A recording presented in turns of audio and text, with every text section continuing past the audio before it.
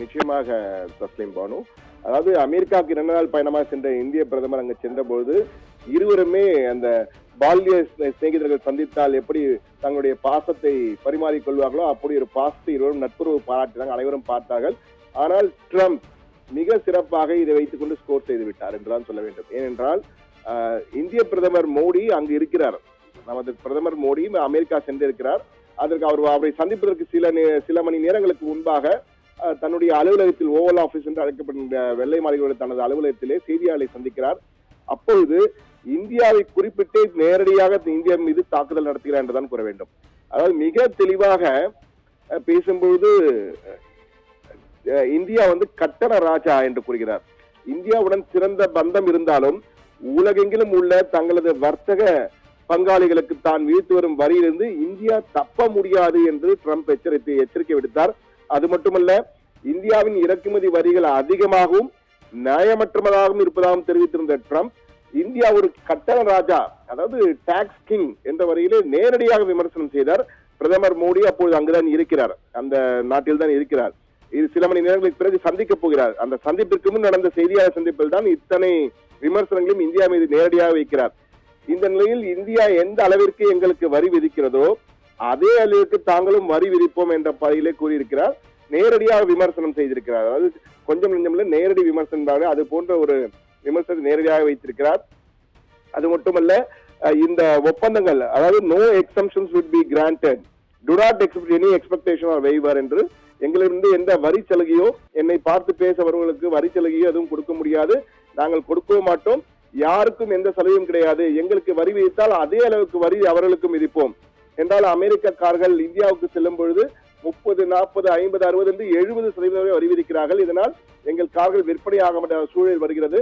அந்த சூழல் நீ வரக்கூடாது. எனவே நாங்கள் எங்களுக்கு வரி விதித்தால் நாங்களும் இறக்குமதி வரியை விதிப்போம், உங்களால் வியாபாரம் செய்ய முடியாது என்ற வகையில் நேரடியாக ஒரு விமர்சனம் செய்தார். அது மட்டுமல்ல, பிரிக்ஸ் நாடுகள் ஏற்கனவே அமெரிக்க டாலருக்கு இணையாக சர்வதேச வர்த்தகங்களுக்கு ஒரு கரன்சியை உருவாக்க வேண்டும், பொது கரன்சியை உருவாக்க வேண்டும் என்று பேசி வந்தார்கள். இந்தியா கூட சில நாடுகளுடன் ரூபாயிலேயே அந்த சர்வதேச வர்த்தகத்தை செய்து வருகிறார்கள். ஆனால் தற்போது ட்ரம்ப் மிக தெளிவாக அனைத்து நாடுகளையும் சுட்டிக்காட்டியே சொல்கிறார், டாலருக்கு எதிராக கரன்சியை யாரேனும் உருவாக்கினால் அவர்களுக்கு கூடுதல் வரி விதிப்போம். எனவே ஒரு வர்த்தக போரினை தான் நாட்டாமை என்பதை சொல்லும் வகையிலே வெளிப்படையாகவே ட்ரம்ப் வேறு யாராவது டாலருக்கு எதிரான கரன்சியை உருவாக்கினால் உங்கள் மீது கூடுதல் வரி விதிப்போம் உங்கள் நாட்டிற்கு என்ற வரைய நேரடி விமர்சனத்தையே தெரிவித்திருக்கிறார் என்றுதான் கூற வேண்டும். ஆனால் அதன் பிறகு இந்த பிரதமரை சந்திக்கிறார். பிரதமரை சந்தித்த பிறகு இருவரும் நட்பு பாராட்டுகிறார். நீ வல்லவர், நான் வல்லவர் என்று இருவருமே புகழ்ந்து கொண்டிருக்கிறார்கள். இருவரும் கூட்டாக செய்தியாளரை சந்திக்கும் பொழுது இவர் நல்ல வல்லவர், சிறந்தவர், என்னை போலவே நாட்டை நேசிக்கிறார். பிரதமரும் அவரை பாராட்டுகிறார்.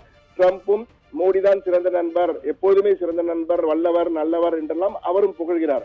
அதே போன்று 500 மிஷன் என்ற வகையிலே $500 பில்லியன் இருதரப்பு வர்த்தகத்திற்கு ஒப்பந்தங்கள் பல கையெழுத்தாகின்றன.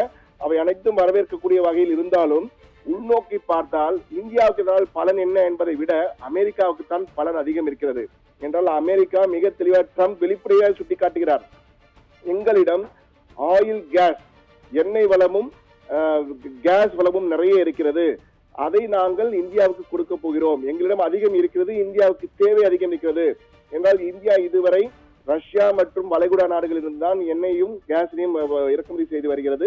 இனி அமெரிக்காவும் கொடுக்க போகின்ற வகையில் இந்த $500 பில்லியன் பல $100 மில்லியன் இதற்கான ஒப்பந்தமாக இருந்தால் நிச்சயமாக அது அமெரிக்காவுக்கு தான் மிகப்பெரிய சாதகமாக இருக்கும் என்பதில் மாற்று கருத்தில்லை என்பதை நாம் தற்போது அங்குள்ள சர்வதேச நோக்கர்கள் எல்லாம் இந்த கருத்தினை பதிவு செய்திருக்கிறார்கள்.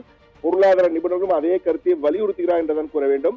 அதே போன்று அமெரிக்கா ஆயில், கேஸ் மட்டுமல்ல, ராணுவ ஒப்பந்தங்கள் தான் நிறைய போட்டிருக்கிறது.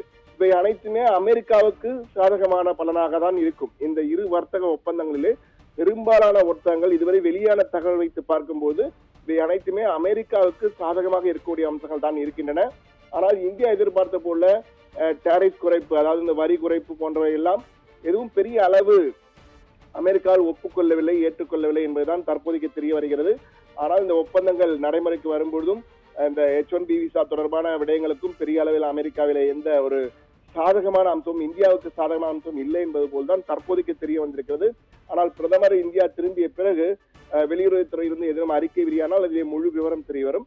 ஆனால் இந்த பயணத்தை பொறுத்தமட்டிலே இருவருமே நல்லவர் வல்லவர் என பாராட்டி கொண்டாலும் இந்த சந்திப்பிலே ஸ்கோர் செய்தவர் என்று பார்த்தால் அமெரிக்க அதிபர் ட்ரம்ப் என்பதுதான் தற்போதைக்கு வெளிப்படையாகவே நமக்கு தெரிகிறது என்றுதான் கூற வேண்டும். தஸ்லீம் பானு.